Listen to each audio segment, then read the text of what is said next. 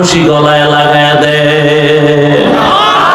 মান ইয়াহদিল্লাহু ফাহুয়াল মুহতাদ ওয়া মান ইউদ্লিল ফালান তাজিদা লাহু ওয়ালিয়াম মুরশিদা। আল্লাহ যার হেদায়েত দিবেন সে পেয়ে যাবে, আল্লাহ যার হেদায়েত দিবেন না ওই বান্দা হেদায়েত পাবে না, পাওয়ার মতো কোনো মুরব্বি বা মুর্শিদ খুঁজেও পাবে না, ওর কপাল বড় খারাপ। এর নবীর উম্মত আল্লাহর ভয় অন্তরে জমা করো, আল্লাহর ভয় অন্তরে যখন আসবে তখন বান্দা গুনার দিকে আর আগাবে না। এই ভয়ের নাম তাকওয়া। যিনি আল্লাহকে ভয় করবেন তার নাম মুত্তাকি।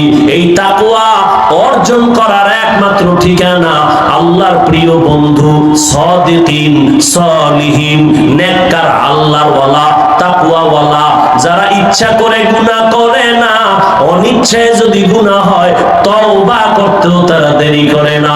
সাহাবায়ে কেরাম নবীকে প্রশ্ন করলেন, ও নবী, আল্লাহর প্রিয় বান্দা তারা কারা? আল্লাহর নবীকে বলেন, ও নবী বলেন, এ জমিনের মধ্যে আউলিয়া কারা, ওলি কারা? নবী জবাব দেন, ইজা রুযুকিরাল্লাহ, যাদের দিকে তাকাইলে আল্লাহর কথা স্মরণ হয়। আমরা আল্লাহর প্রিয় মুরব্বি বান্দা ওলি এদেরকে মাইনাও সঠিক পথে টিকে থাকতে পারি না, চতুর্দিক দিয়ে শয়তানের ধাক্কা মারে। আর যারা কোন আল্লাহ আল্লাহর সাথে কোনো লাইনই নাই, ঈমান নিয়ে মরাও তো কঠিন।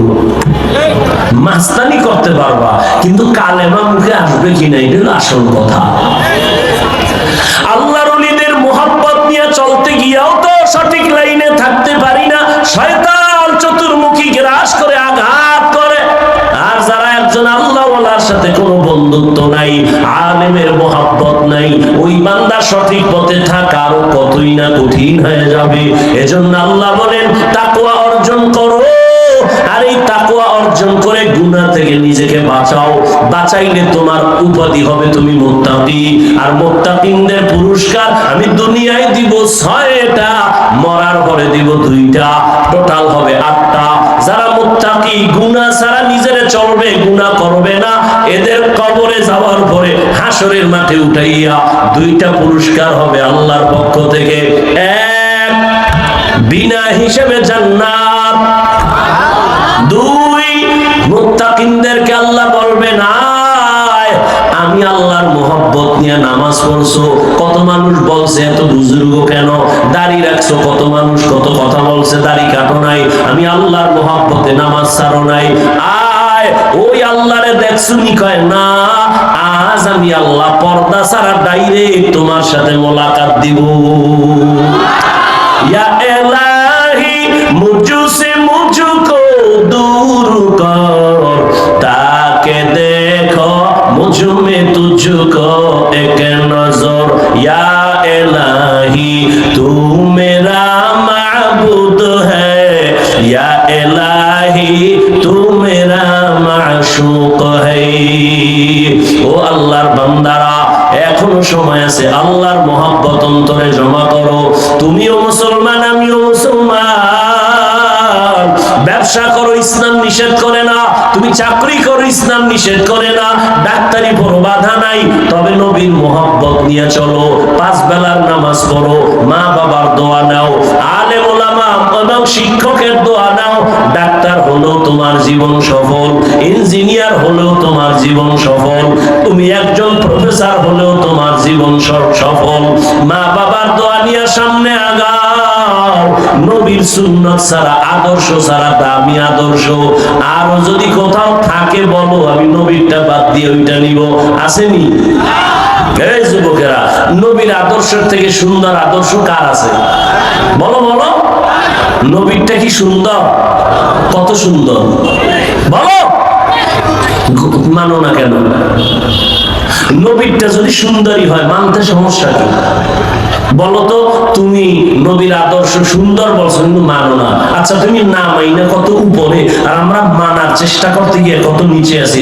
একটু হিসাব মিলাও তো। ও আল্লাহর বান্দা, হিসাব মিলাও চোখের সামনে। কই তোমারে তো মনে মনে মাও ভালো জানে না, বাবাও ভালো জানে না, তোমার আদর্শ সুন্দর নাই। আবার তোমার লাইনে যারা আদর্শ সুন্দর, ওরে সবাই দোয়া করে, মোহাব্বত করে নবীর আদর্শের কারণে। ও যুবক, এই দুনিয়ায় তো আর কারো সুন্দর আদর্শ নাই, একমাত্র রহমতের নবীর আদর্শ। আঙ্গুলের নখগুলো কেমনে কাটবা, সেখানেও নবীর আদর্শ।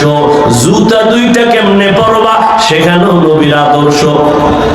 জুতা তুমিও পরো নাকি, আমিও পরি, কিন্তু তোমারটাই কোনো সওয়াব নাই, আমারটাই সওয়াব।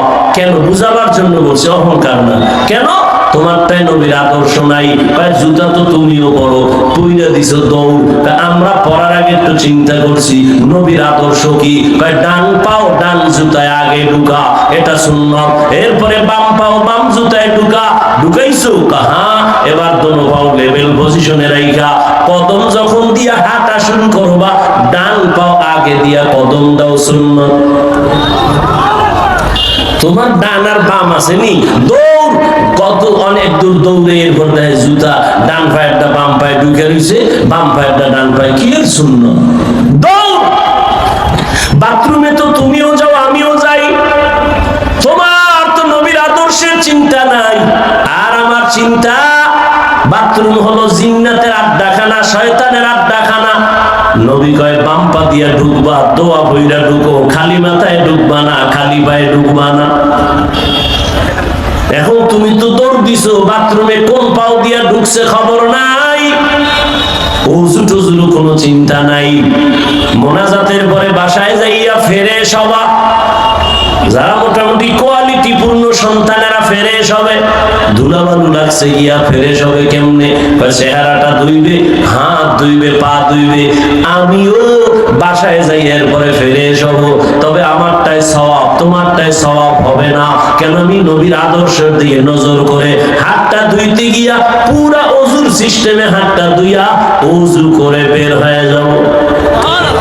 তুমি এই কামই করলা, কিন্তু ওযুর নিয়ত করো নাই, চিন্তাও করো নাই, কামটা করছো সমান, সওয়াব নেই। এটি করতে কি কোনো কষ্ট? হ্যাঁ, কি তুমি ওযু করতে গেলে কি হুজুর হয়ে গেছে? তোমার অন্য কাজ ধ্বংস হয়ে গেছে? একটু নিয়ত পরিবর্তন করে চলো। জুতা তো তুমিও পরবা, নবীর আদর্শে ডান পাও আগে ঢুকাও, ডান পাও দিয়া কদম দেওয়া শুরু করো, সব হয়ে গেল। তুমিও পানি পান করো, আমিও করি, কেন? পিপাসা নিবারণের জন্য। কিন্তু ভুলেও আমার পানির পাত্রে বাম হাত যাবে না। তোমারটা বিদ্যুতের গতিতে বাম হাত ধরায়, আমার ডান হাত ধরায়। তুমি এক টানে আধা লিটার নাই, আমিও আধা লিটার টান মারছি, তবে 3টে স্টেশন কইরা রসুলের আদর্শে 3 শ্বাসে পান করেছি। একই তো। আমি যে নবীর আদর্শ অনুযায়ী করছি, এতে কি আধা ঘন্টা সময় বেশি লাগছে? তো কেন করো না?